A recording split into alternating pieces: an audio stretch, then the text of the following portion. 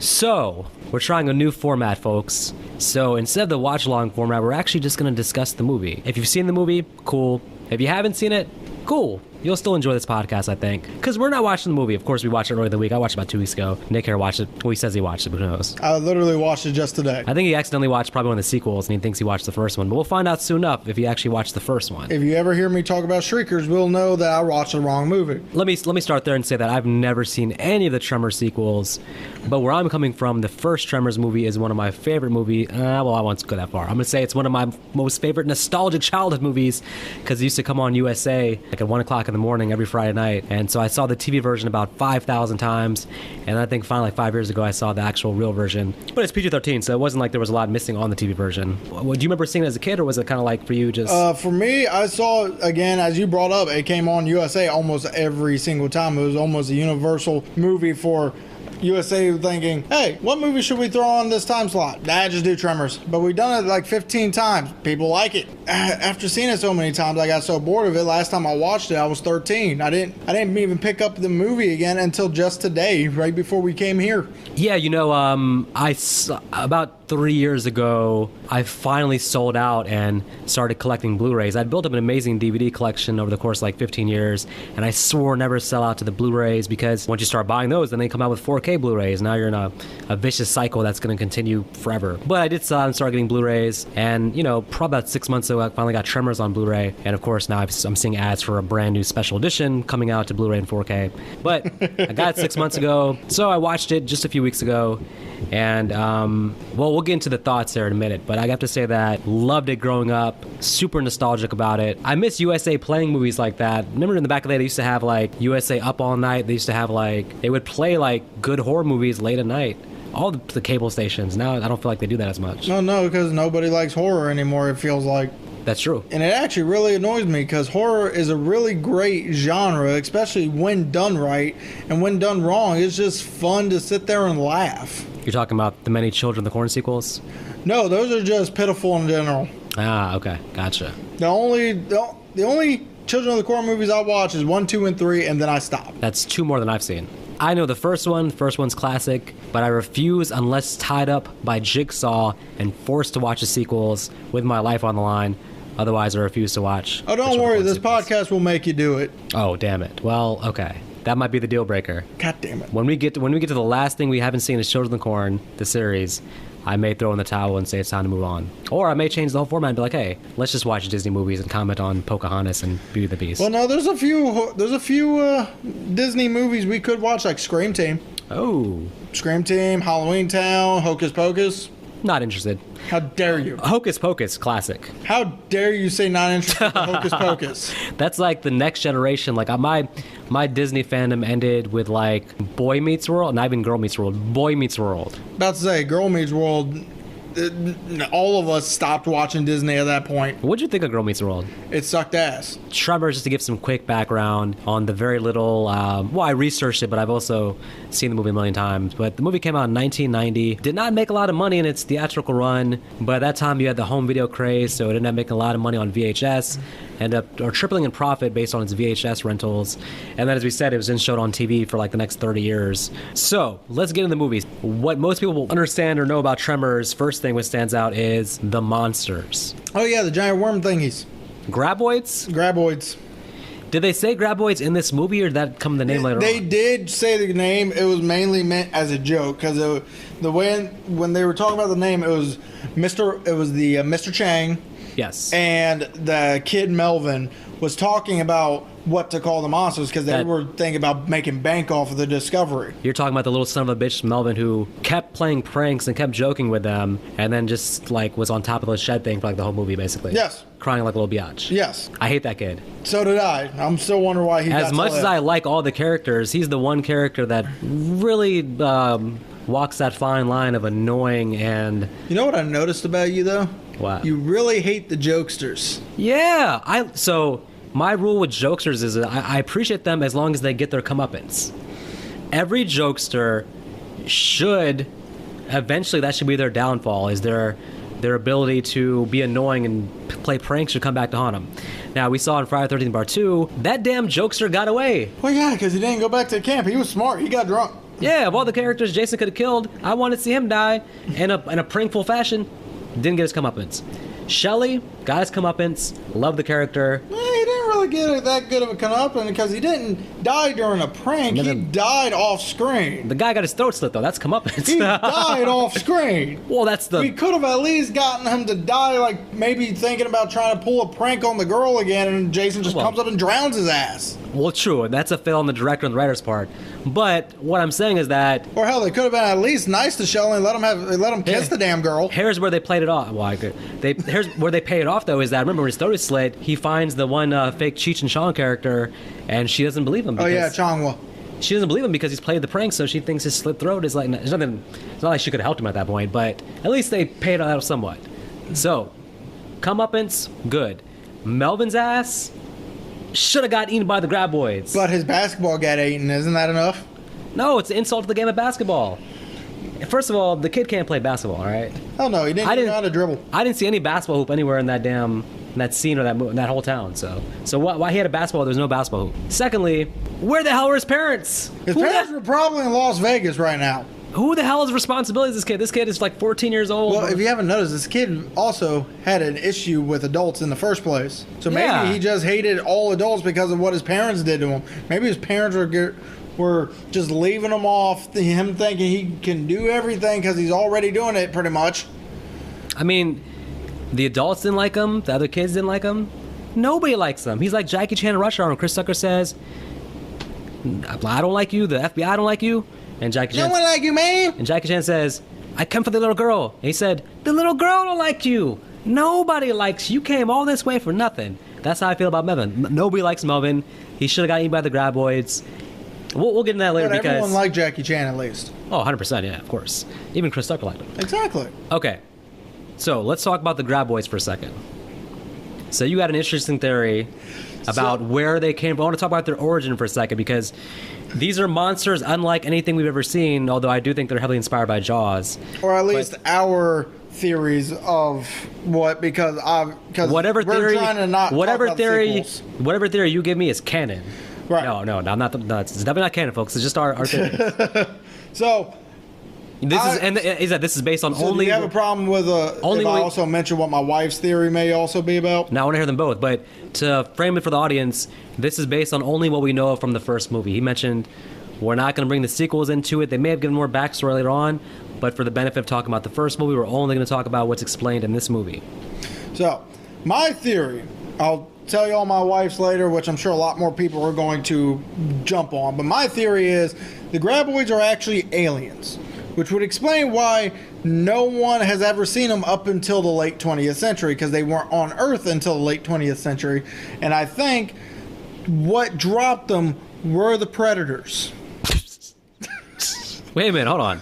Well, you thought I was joking about that? Before you continue, so the audience knows, so we can put the pieces of the puzzle together. Just so I know from my own personal interest, how much Mountain Dew did you consume before coming up with this theory? Could you possibly have been high on the dew before coming up with this theory? I mean, that is always a possibility for me. All right, I'm sorry. Continue. Okay, but anyway, and the reasoning I come up with this is they actually have the same mouth. Yeah, true, predators don't have the three tongues that... Yeah, they don't have the three snake tongues, but because this is also could be the predators' pets from their planet, they could... That's just their version of a cat. Mm-hmm. Or a caterpillar. So let's go with caterpillar.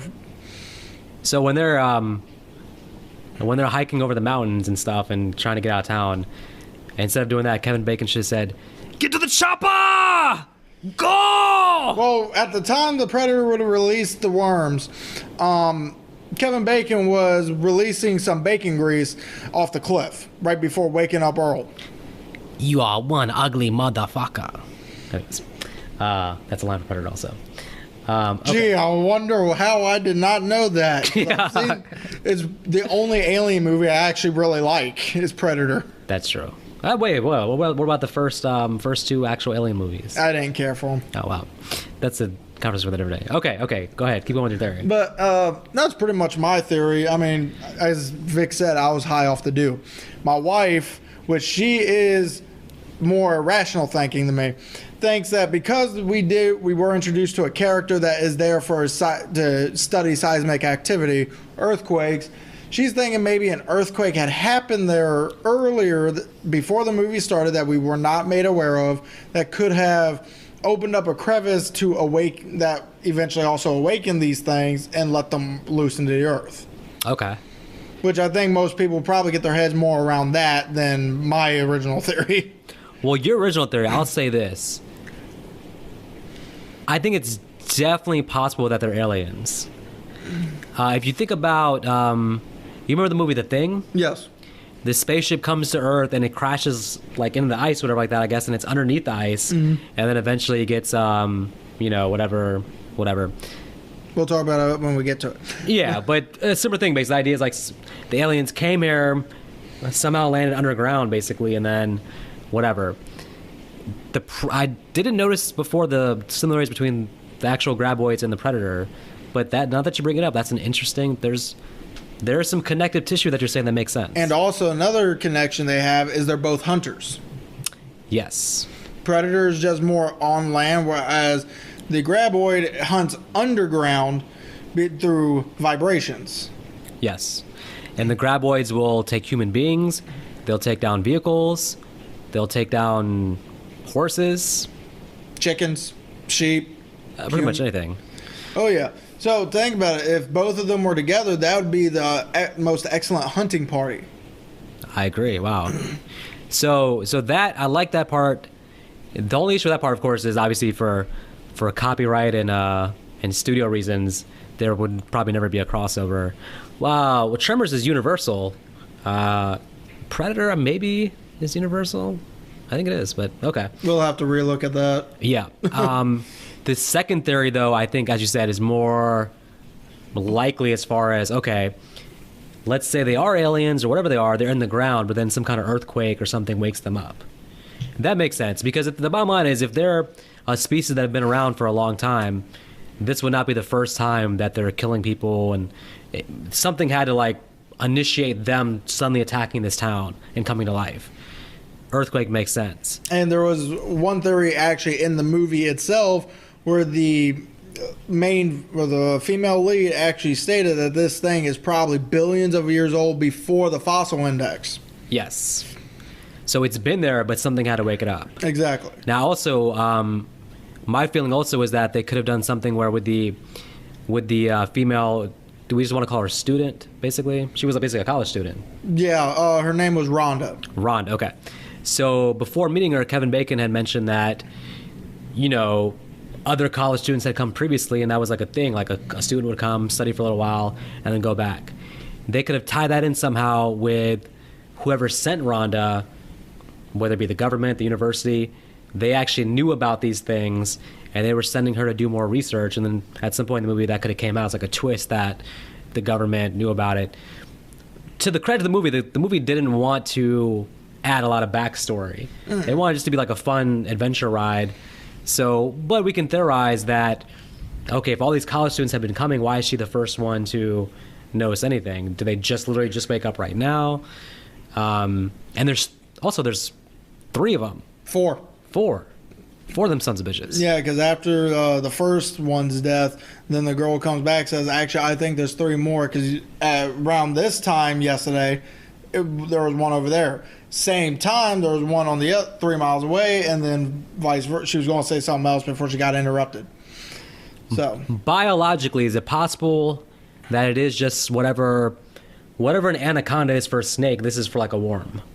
It's just a huge ass worm, basically, somehow biologically. I mean, but then it shoots out mini worms. That's some alien shit when it shoots the worms out there. Right. That don't seem biological. Where's the mini worms, the mini snake worms coming out? Or maybe it's the xenomorph version of a worm. I mean, remember, xenomorph does take form depending on what it infected. So Tremors came out in 1990, so truthfully, when they were writing it, it could have been influenced by all that stuff. Predator, Aliens. Well, you can definitely tell it's definitely influenced by Jaws. Oh my God, yeah. The way those things go underground, the way the music builds to it, the POV shots, it definitely has a heavy Jaws influence, at least from the directing standpoint. The other thing with the Graboids is that, okay, am I wrong? They either sense sound or just vibrations or movement. See, that's a hard one because they didn't really consistently nail that down. No, they didn't, because at one point The doctor even said they feel the vibrations through the earth, which sounds very plausible because they're subterranean. Yes. But then they keep saying, don't make a sound or you'll cause a vibration. It still works with a vibration, but the problem is with that is, do they have a level of what kind of vibration they go after? Because no matter what you do, you are always vibrating. Your heartbeat is a vibration going through. And once the adrenaline kicks in, heart rate goes up, more adrenaline goes through. So is there a certain level of vibration they're looking for to go hunting or not? Because it makes no sense. And the movie is very inconsistent with that as well. They play with that because sometimes they can be walking and just them walking is enough. And then other times there has to be a machine on, like a serious vibration. It does play loose with that. It doesn't really nail it down how strong the vibration needs to be. Is it vibration? Is it sound? They kind of play with that loosely, and I don't know. They don't really yeah, because another thing, because like one gag, in my opinion, I think is pretty funny, is guy goes, well, all we need to do is not make any vibration. We just need to whisper. I'm like, you also need to stop breathing. You need to stop finding a way for your blood to be rushing through your veins. You also need to stop your heart. So pretty much you need to be dead. Yeah. That's the only way you 100% know you're not vibrating no more. I think they had like some fun things they want to do, and to do those fun things, they couldn't get too specific with like the rules, the internal logic, because they just want to do fun stuff. Right? They're not looking to set up a universe here with like internal logic. Because this movie does also end very conclusively. I don't think there was an original plan for a sequel in this one. Hell no. I think I saw like a documentary, like a making of it, and there was definitely no thought that this would be like Children of the Corn-esque with like 7,000 sequels, which... Not true, there's only 6 sequels. It's on pace, though. Every year, a motherfucking one comes in. And what's bad is... Even with the pandemic, you would have thought that would have slowed it down. There was another one that came out this year. And I watched it. Don't remind me. Fuck. I'm going to get some feedback on that later on. But anyway, actually, there was also supposed to be a new TV series with Kevin Bacon originally going to come back for it, but they canceled it. The trailer for that was excellent. I was looking forward to it. I don't understand... With all the bullshit on TV, I don't understand why they didn't get picked up.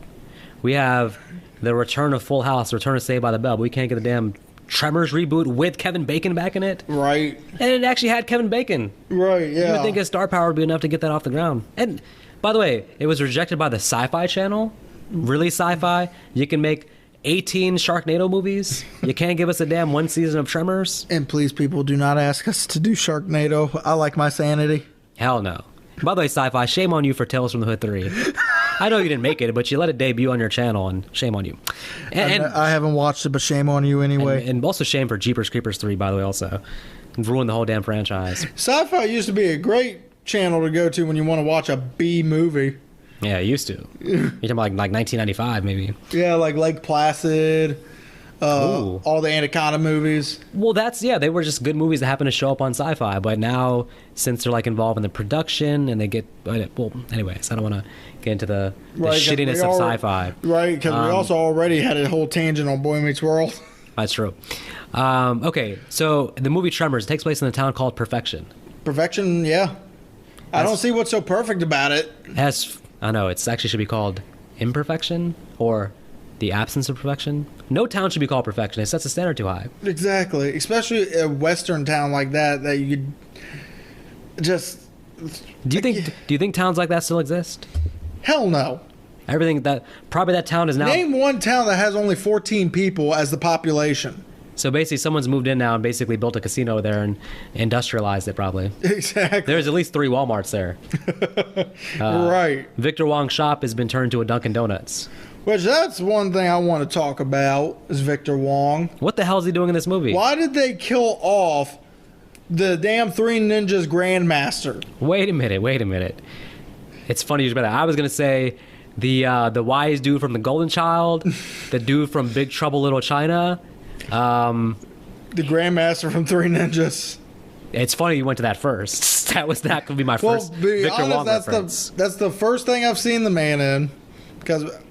But he was the king in the 80s, man. He was in a lot of shit. And to be honest with you, that's also the very first one was probably my favorite thing he's been in besides Big Trouble in Little China. But he did not have a major role in that one. It was a fun role. It was a fun role, but he only came in at the last 30 minutes of it. Yeah, I can't in any context with a good with good faith, put Three Ninjas over any kind of Big Trouble in Little China I will. or Golden Child. Well, I don't put three. I put Three Ninjas as probably as one of my favorites of his, and that he's actually a major character. So what the hell is he doing in Tremors? To die. He seems out of place in this movie. Definitely outside of Kevin Bacon, he's probably the second biggest star in this movie. So I want to say, and he dies very early, probably about half an hour in. No, he dies about 45 to an hour in. It's really unexpected too. Well, yeah, but there's one thing I'm gonna very much embarrass my wife over. You know what she called that man when I pointed him out? Oh, is that Mr. Miyagi? Oh. I was like, for one, wrong country. Yeah, it's not even this. So first of all, not to pile on her, but they don't even look alike. Mr. Miyagi's a very skinny person, and Victor Wong, love him, but he's got some bulk to him. Yeah, he's got some bulk to him. Maybe they're similar height, but then I think Mr. Miyagi's a tad bit taller. But they're not even the same country. No, because Miyagi is Pat Moriarty is Japanese. Victor's Vietnamese, I believe. Yeah. Wow. Fail on your wife's part. Well, I mean, show her the Karate Kid series, and she's got to come to. I've only gotten her to watch the first one so far. That's the only one she needs to see. Well, no, part 2 is probably my favorite one. Skip part 3. Yeah. Skip the next Karate Kid too. Yeah. Unless you want to see Hilary Swank before she became famous. Oh, actually, to play a joke on her, just show her the Jaden Smith one, and she'd be like, "Mr. Miyagi's Jackie Chan." I won't lie. They should not have called it Karate Kid, but I did enjoy the remake a little bit. I liked it, but it was a different movie. It was. They shouldn't have called it Karate Kid. It should have been something complete. I understand it's pretty much the same story, but it takes place in China where he's learning Kung Fu. It's a different movie. They don't even mention karate at least once in the damn movie. So Victor Wong in this movie is obsessed with money. Well, why wouldn't he? He wants to get the fuck out of perfection. He wants to get rid of that damn store. But he's offered like $5 for like the snakes or like. He got 15 for it though. He did. He paid 15 for it, and then he charged $3 pictures. They talk him into $15. Yeah. Well, $15 or $20, I think. It was 15 because Kevin, when he goes, "I will give you $5 for it." Val was like, 20. He goes, "Okay, 10." And then you hear Earl go, 15. He goes, "Fine, I'll give you 15." Yeah. Then he goes around and pretty much makes it all back by getting 3 pictures of a little girl with the damn thing. And he actually, Victor Wong, I'm pretty sure he came up with the name Graboids. Yeah, he did. He said it. He said, Graboids. It's catchy. And he had like a line that I think was like an not inside thing, but it was like low key important line. He was like, we're going to want to have a name for it. I think he said something like that. And that's true. Like with it becoming a franchise, you want to have the Graboids line. What's bad is that was originally not even supposed to be what the things are actually called. I guess a lot of people on the set just laughed hard at it when Victor Wong just bursted out with that. It's a good name. That the entire cast and crew just busted out into a laugh and went, "That's the name now." Well, look, they originally considered calling the movie Land Sharks. Yeah. What kind of bullshit would that have been if the movie was called Land Sharks? I don't think anyone would have watched it. Hell no. Because they would just be like, "What's this Jaws ripoff bullshit?" Yeah, I mean, at least Tremors is catchy and Graboid. But that begs the question of why not just call it Graboids? Except the B movie, like Graboid's such a B movie name. Like, they should just, lean into that and call it Graboids. I'm just saying. Don't look at me. So, I'm sure there's a lot of people who'd rather change their name to something else right now. That's true. Yeah. Anyways. Get me lost in deep thought. It's like, wow, that's a really philosophical thing.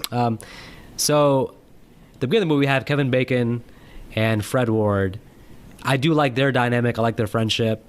They, you can tell they've been through the ringer together for years. They've been partners for years. They're doing every odd job they can find. A lot of bullshit jobs, it seems. Oh, yeah. They even mentioned that one of their jobs was literally gardening for somebody for $50. Yeah. Which they also mentioned was $47 more than the last time they did it for them. They can't remember who made breakfast last or what they ate for breakfast. They can't remember if it's Trash Tuesday or I don't know what the hell Wednesday is, but so they're basically on their last.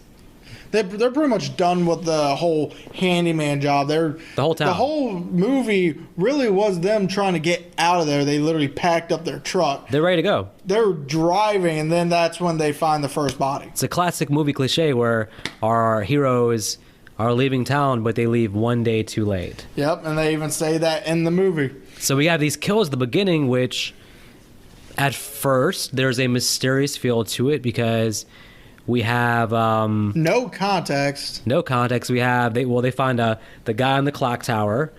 It was an electrical tower. Oh, that's true. I'm thinking of Back to the Future. Never mind. Yeah. How dare you mix those movies up? I thought they found. Does Victor Wong look like Doc Brown to you? Yeah. God damn it. Well, the guy on the top of the damn electric tower looked like Doc Brown. Well, the problem is theoretically he was up there trying to send Marty McFly back to the future. What I'm trying to figure out is how the hell did that body not fall to the ground? I don't know. Like, could he really be positioned the way he was? Because the way he was looked like he was leaning to the side. That's true. So, how in the world, and why did he not drop the gun? Because the gun was clutched in his hand still. All right, stay with me. I have a theory. So, he was stuck up there, right? Mm-hmm. Couldn't come down. He wanted to take a nap. Super glued his hands to the thing so he could take a nap without falling, trusting the super glue would hold him up. But he fell asleep and he just died in his sleep and didn't wake up.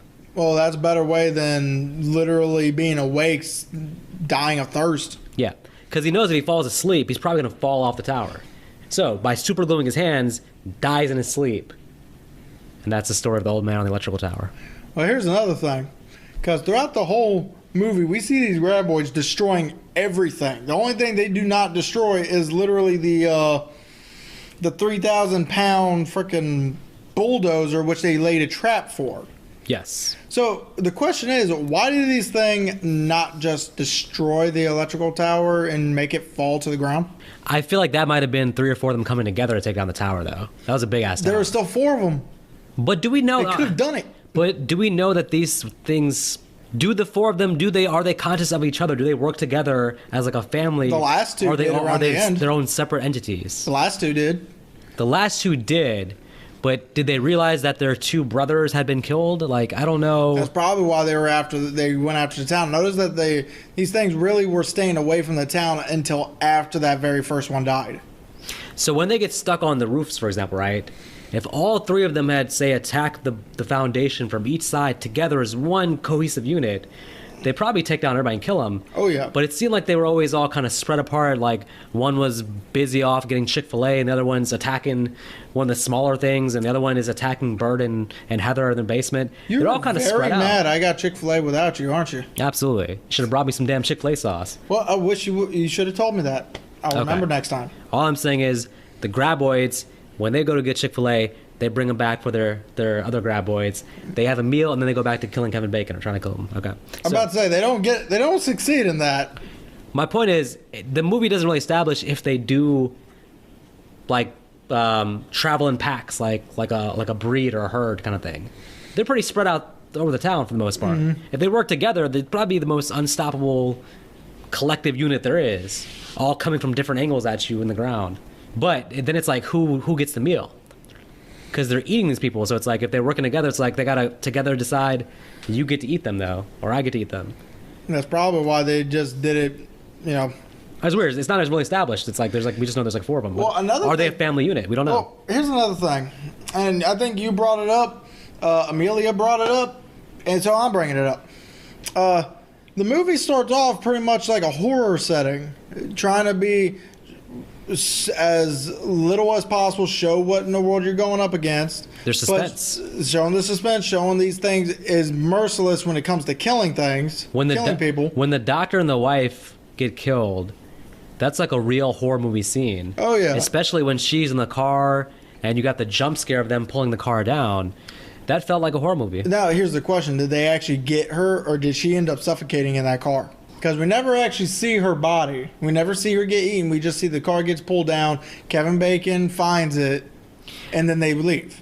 I would think it would have had to take some serious maneuvering with the mini worms to get her out of the car. Because she's in the vehicle as it goes down, and then they find the vehicle with the lights still on. So, no, she's dead anyway. Who cares? And that's another thing. How the fuck is the car's lights on and the radio playing when the car was off to begin with? I don't know, but They even established she did not have keys. That's why she did not drive off. But that's a cool ass scene, though. another thing I want to bring up is the car's coming down. These things are literally dragging the car down. I don't care if I'm going to die one way or another. I'm at least going to get the fuck out of that car, and I'm going to try and make a run for it. Yeah, she would have died 2 minutes later, but She still would have died, but still, she had no fight or flight instinct. what about the doctor? The doctor was like, she told the doctor, she was like, let's just get in the car and get back to town. And the doctor said, well, it might be something in some kind of earth. Like, he said some dumb shit basically and went back over and got sucked in the ground. And he said, help me! I was like, she's like, well, she told you to leave. Not a man of fight or flight. My point is that, well, your point actually is that, yes, there's definitely a horror movie feel. But then the Graboids completely break character halfway through and just start shooting out of the ground and attacking people. Instead of becoming a Silent Jaws type killer, they become like a sequel Jason jump out at you and loud and aggressive and kill you and make it as noisy as possible for everybody. Yeah, and I'm just sitting, and now what's bad is I watched it twice today. I didn't really pay attention to that really. It was my wife pointing that out to me. That hey, why do these things just completely break character?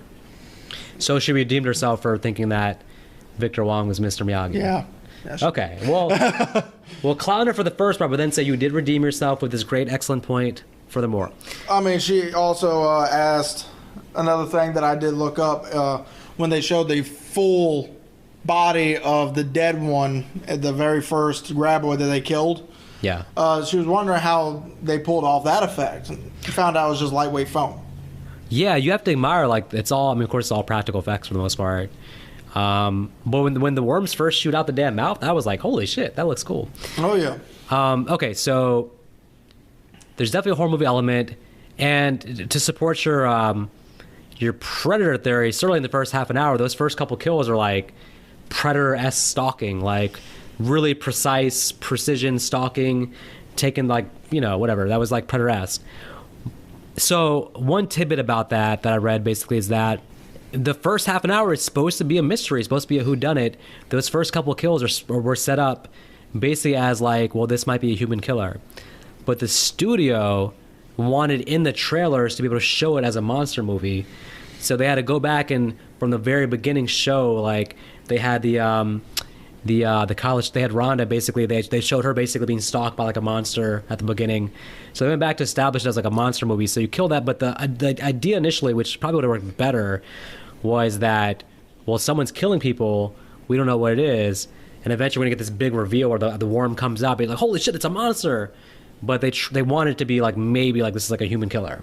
See, and that also makes a little bit of sense on that actual shot you were talking about with Rhonda being stalked by the creature, because you hear this, because you see the thing stalking her because you're in its POV, and then all of a sudden you hear a really loud noise, but nothing happens. Like it doesn't attack her, it doesn't even jolt her truck any. No. She just drives away. Yeah. And I'm just sitting there like, well, that seemed awkward. It was almost like, well, these other characters are all getting killed, but she got let off pretty easily there. Right. I mean, and like I said, the truck didn't even jolt, so the thing wasn't even there. Old Rhonda had that plot armor. Well, besides that, she had that plot armor. But she didn't have Kevin Bacon's thoughts of what a beautiful woman was. Do you remember what they were?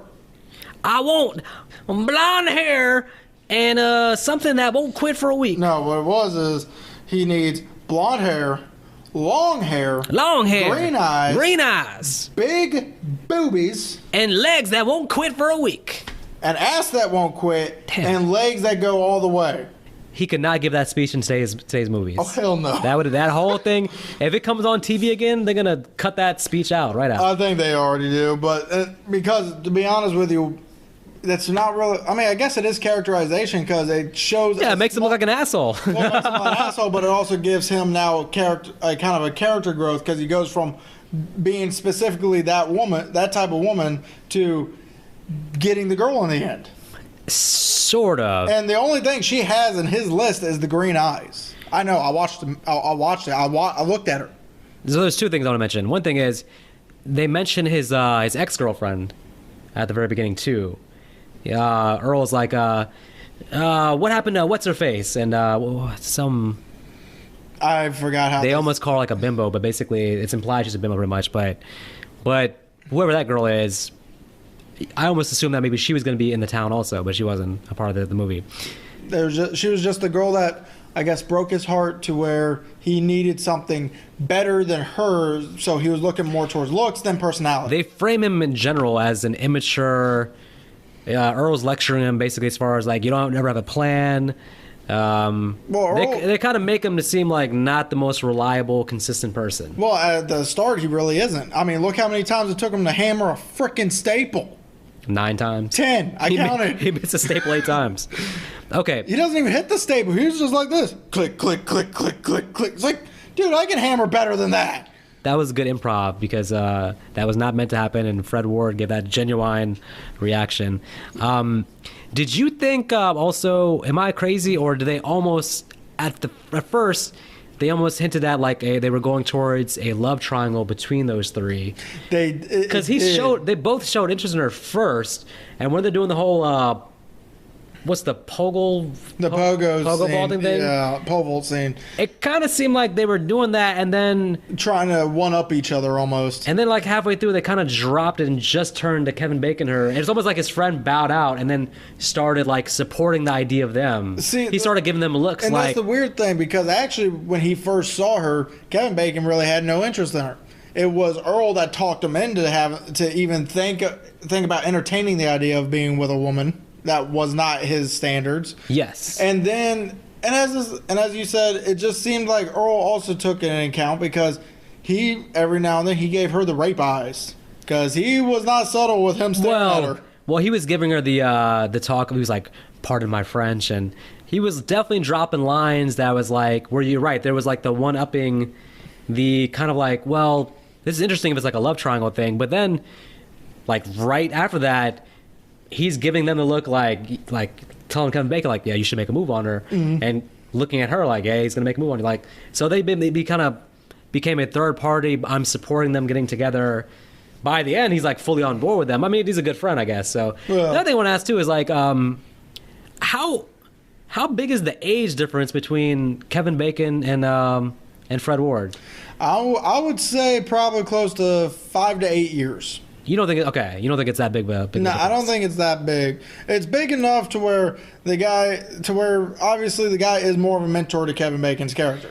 He kind of plays a role as if even looks wise, he looks a lot older. Mm-hmm. It looks like someone in his 20s versus somebody probably in his 40s. Is that what it looked like almost? Yeah, but I can't say that because that's about the second part. So. Okay. Well, yeah. Because I was going to mention something, but I'll mention that in the second part. And there will be no second part, so don't worry about that. Well, I'll just edit that out. Okay. So one interesting about that whole romance and love story is that at the end, you remember the end, what we see on screen is basically a kiss and you have the happy ending, right? Right. The originally filmed ending was him and Earl just leaving town. Without the girl. So they're going to go full Western with the two cowboys, the heroes pretty much, driving off in the sunset. It's something like Earl makes a joke about you should have kissed her, and then they laugh and they just drive off. The test audience was like, nope, we need them to kiss at the end. We need that. They didn't like that, them leaving town without that ending conclusion. Because, to be fair, too, as you said, once the action starts, they mostly drop the romance angle. They're still together and doing things, but they never really get a moment together after that where it's like, so if they didn't pay it off at the end, I wouldn't have been that mad, but I can see where them kissing is like a perfect end to the movie also. To be honest with you, I think movies should stop with the damn test audiences, because there are a lot of movies out there that the original endings get scrapped, and when I finally hear about the original endings compared to what we get, yes, the original ending sounds so much better. On this movie, you think so? Actually, yes. I don't know. Maybe I'm like a romantic sucker, but I like the... I mean, I have no problems with it either. I think the ending... I think the original ending is more true to their characters, though. Yeah. The idea that they're just like, this is fun, and now they're just driving off, and he's telling him, you should have kissed her. That seems more true to their characters. But in the spirit of Kevin Bacon's now like, a hero, it's like, Okay, that's a hero's ending then when he kisses the girl. Well, yeah, but again, if we're going with the Western angle, even the Westerns, heroes is them being alive by the end of the damn movie. Yeah. Some of those Westerns get pretty brutal. So, Well, that's true. so them pretty much being alive and driving off in the sunset, that is still considered a hero's ending for a movie that wants to try and do a Western ending. It was a happy ending either way. This was just kind of an extra feel-good. This is like an extra icing on the cake, basically. You already had the cake itself tastes good. This is like an extra, for those who like vanilla ice cream with their cake. This is the vanilla ice cream with the cake. It depends on the cake. I'll get chocolate or vanilla ice cream on a brownie is way better, though. Yeah. Okay, that's part of the whole slasher to action adventure thing. One thing that I noticed that was kind of a pet peeve. It wasn't a pet peeve, but we have 14 people in this town. The first half of the movie, you're killing off characters. Victor Wong goes down quick. One dude who was not really developed that well. He gets probably why he's killed off. He gets sucked into. Well, he's stupid too. He gets knocked off his thing and he goes into a tire. From everything he's seen so far in the movie, what makes him think that's going to protect him? All they told him was stay off the ground. They didn't tell him anything else. I don't care. The guy was an asshole. He knows by that time that they get you from the ground. Honestly, when I first saw it, I do remember my reaction to this guy. When the very first time I saw it, I was like, hey, dude, where's that pickaxe you were talking about? Yeah. Because he was acting all macho. I was like, I dare those things to come at me. I'll take a pickaxe to their head. Instead, he thinks this is Waterworld, like a water park, and he gets in a little tube and says, hey, let's go on an adventure, and gets sucked right down and killed. I'm just sitting there like, bye, bitch. So my problem is, after that kill, we still have 6, 7, 8, 9 characters left. And actually, I think that was the last kill, too.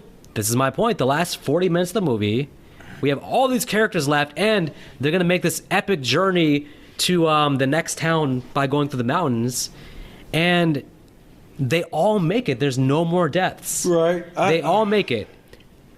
I like the characters, and I think it's a great cast of characters, minus Melvin, the little bastard Melvin. I said because I do like how Burt Gummer got him to move from that tractor, though. Give him the gun without the bullets. And then when the kid tries to shoot it at the Graboid, goes, Burt, you jackass, there's no gun. It got you to move, didn't it? I thought for pure audience satisfaction, the test audience, beyond the kiss thing, they should have said, you could have had Melvin get sucked out too at some point. Right. I mean, that would have been. And you can't sit there and go with, oh, well, we can't kill kids in movies. Like, well, guess what? This is a PG-13 movie. You're not going to see the death. He's not a kid. He's at least 14 years old, I'm telling you. But the thing is, like, towards that last stretch, to keep the suspense up and these things are still a menace. Because, let's be honest, by that point, it's like, okay, they're a menace, but our heroes are winning now. They're basically kicking their ass. Just sucking down one more, or the woman with the daughter, just sucking down one more would have just enhanced the threat of the last 40 minutes a little bit. Oh, especially if you suck down the daughter, who, by the way... Now, that would have been messed up. Who, by the way, played in Jurassic Park. What? Yep, she was the teenage girl. Holy random reference, Batman. Shit. I mean, I couldn't help Serious? it. Yeah, I'm dead serious. And she comes back for a later movie. No. Tremors 3. Oh, my God. Same actress. Your knowledge of the sequels is both disheartening and disappointing. Well, and that's because I've only seen the first 3. And we're still going to get your feedback on those in a second. But listen, all I'm saying is you should have killed off some more characters. The last 40 minutes, the music is like upbeat. You get this real like Indiana Jones adventure feel to it. Mm-hmm. All horror's gone, basically. Now we're just straight action adventure. And it's cool, but it's definitely a different tone from the first 45 minutes. Different tone, and as you said, the intensity is gone because now, at this point, characters are safe. Almost immediately you turn from horror to action. There's no real danger to the characters, especially being a PG-13. No, basically when I think when the Graboids lose their danger is one of my favorite scenes when they attack the basement where Bert and Heather are, and the line at the end of the scene is, broke into the wrong damn basement, didn't you? Broke into the wrong goddamn rec room, didn't you? Yeah. Now, what a pro gun firearm statement the director made here.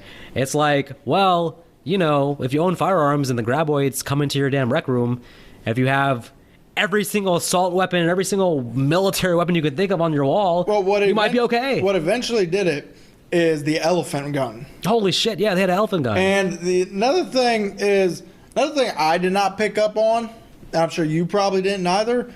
My wife did, because her family, big pro-gun. My family's big pro-gun, but hers is even better because she's actually shot more and she's better shot than I am. I have no problems admitting it. I'll give her if someone breaks into our house, I give her the gun. I keep the knife. Okay. I do more pain. Anyway, I just play video games. Anyways, go ahead. So anyway, so she noticed that all the guns on their shelf was already loaded, armed, bullet in the barrel, Woo! ready to go. Yet their main weapon that was the most effective against the Graboids, the elephant gun, he actually had to take the time still to load it. So this couple is basically, they're ready for a zombie invasion, alien invasion, any kind of invasion. They got their shit together. The Predator himself could have broken that rec room, and even Predator would have been like, damn! I don't know, the Predator would have had fun. How much you want to bet that Predator would have been grabbing guns with him and just start shooting everything? That's true. I like those characters a lot. So that's Michael Gross, who would go on to be like in all the sequels, I believe, right? All of them, including the last one. And what's funny is he played like a very straight-laced dad in the sitcom Family Ties. He was Michael J. Fox's dad. This was the first thing he did after that show, so funny to see him in this like aggressive action-type role. And his wife is Reba McEntire, the country singer. Yes, she is. And this is also the only one she's in. Based on the strength of her, which apparently the audiences liked her a lot in this, she had a damn sitcom called Reba. Yeah, oh yeah. It was successful. Actually, it was a pretty funny show, too. That's probably why she couldn't do the sequels. She actually was pretty popular after this movie. So. Oh, yeah. They asked her to come back, and she said no. They all said no. Actually, Kevin Bacon originally was supposed to come back for it. Really? I think, yeah, but he was actually already doing something. Reba herself, who probably could have taken time from her show to come back, she said no. See, I always thought Kevin Bacon was negative towards it until recently. I know recently he's kind of like started to talk about it more, and he did as you said, the pilot for the new show. Right, but in the 90s, I'm not sure if he was like proud of it though. That's the funny thing about the sequel. Sequel came out 14 years after the original. Wow. It came out in 2004. The original was 1990. Holy cow. So they took a long time to put it together. Mm-hmm. And there's still no Tremors video game. Nope. What the hell? Which is funny because they show that there's a Tremors video game in the actual movie. Oh. It's called Graboid. Yeah, that sounds like a damn... It was an arcade game, too. For the 90s, that sounds like a perfect Nintendo 64 game. Thank you. Super Nintendo something. Oh, yeah. The mistakes... another mistake I noticed in the movie. There was so when they first run into the rancher's house... and they don't see him. They pull the hat, see his dead head. Oh yeah. Kevin Bacon goes, "What the hell is that?" But instead of making the next necessary cut, what they do is, I guess Kevin Bacon forgot to do a certain action he was supposed to do. So he pulls the action again, which is I think he grabs his hat off his head and throws it to the ground. Oh yeah. And then says the line over again. I'm just like. For one, wow. why did you have to say it twice? I mean, your buddy's already behind you. You ran into him as you jumped back. So first thing is the pole vaulting scene. I actually have an issue with that because throughout the whole scene, you see Kevin Bacon trying different things to see if the Graboid's still there, which it is. Including taking a small 2x4, poking the ground, and then you see the tentacles come up. It comes out, yeah. So explain to me... How that got their attention, but people pole vaulting from rock to rock, sticking the stick in the ground, does not cause the Graboid to attack. Okay, that's a good point because they pole vaulted at least like 4 or 5 rocks. I want 4 or 5, maybe 6 at most. It's enough time for between the 3 of them for the Graboids to come to its senses and see what's happening. And probably meet them at that last rock, basically. Mm-hmm. Especially since that Graboid also is supposed to be the smartest one. It's the one that got stuck on Kevin Bacon's truck, which is told by one of the tongues being just ripped off. And it moves extremely fast on the ground. Exactly. So, and to be honest with you, it does actually meet him at the truck. But again... No, they get a good... They get a good, like... 10 seconds at the truck. Exactly. Though. And what's even worse is all the characters are like, well, once we hit that truck, we got... 10 seconds pretty much before they start attacking. I'm just like, why weren't they already following you at least? Yeah. We don't even see the earth being disturbed.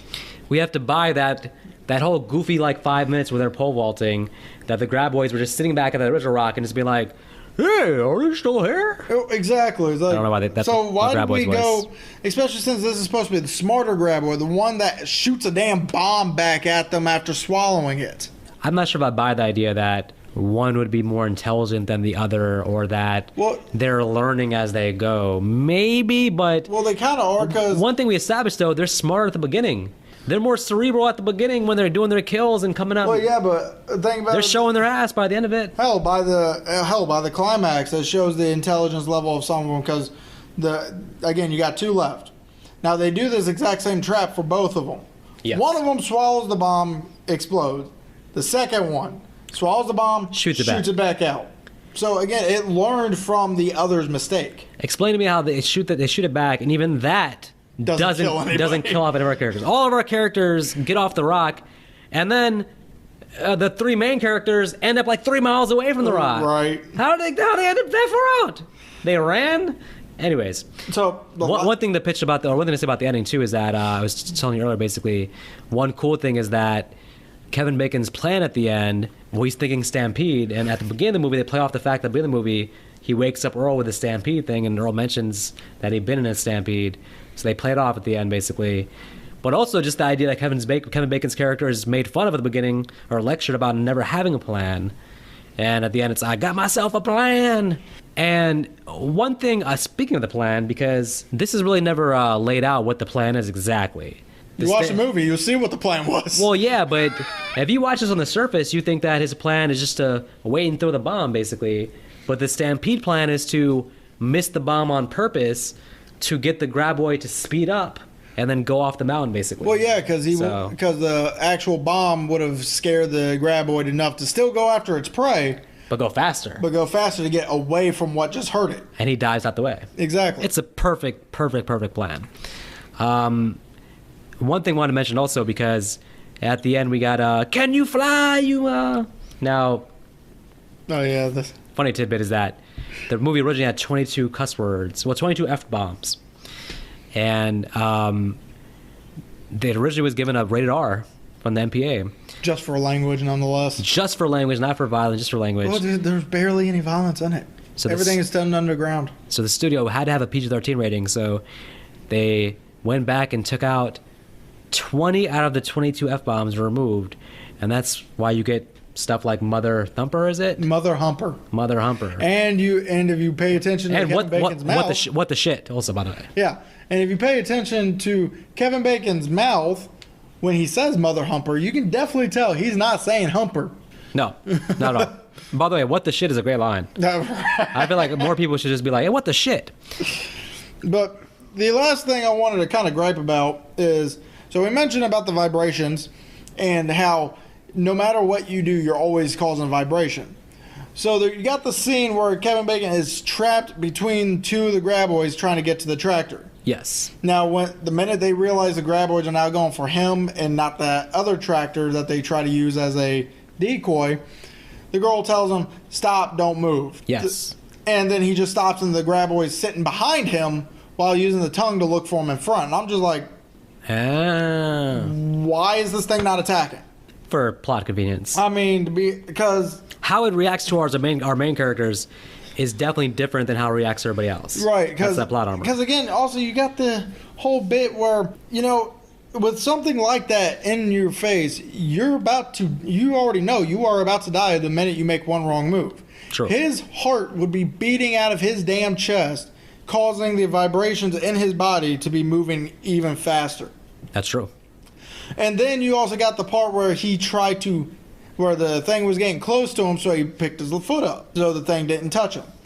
But then he puts it back down, so of course the tongue tries to go back after it, instead of the actual whole Graboid coming from the damn bottom. Well, again, it goes back to, yeah, exactly. It goes back to, okay, the foot thing. Are we going by the vibrations now? Are we going by the sound?